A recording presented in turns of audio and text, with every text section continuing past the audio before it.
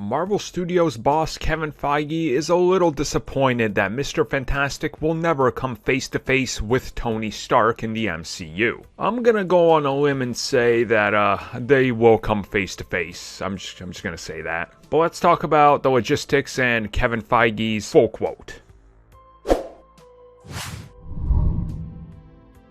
So recently, as part of a round of interviews that Kevin Feige has been doing in relation to WandaVision and hyping up the future of the MCU, he was asked about the future, specifically in relation to the Fantastic Four, and about the continuity, and about the fact that Mr. Fantastic technically can't ever meet Iron Man.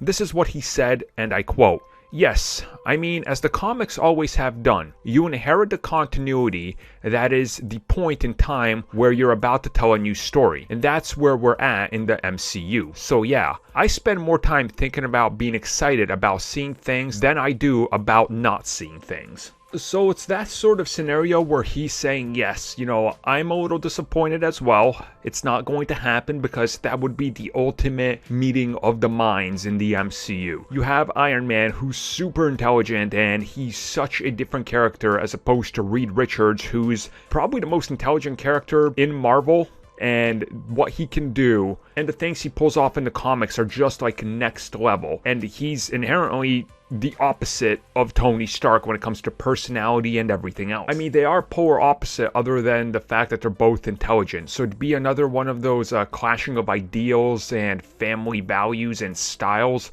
much like Tony Stark was with Captain America. And it is disappointing, as he says, yes, it's disappointing, but it's where the continuity is. That's what we got, and that's where we're going, and this is what we're going to do. So just get hyped up because the Fantastic Four are coming. And I agree with him, but let's be real. These characters will come face to face.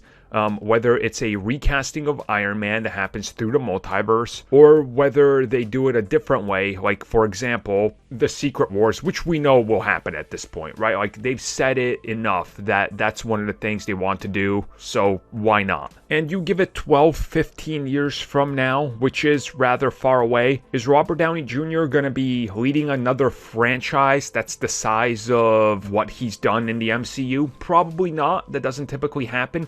And you look at Michael Keaton, for example. For years upon years upon years, he said, no, I'm done with that type of thing. I'm doing these different types of movies.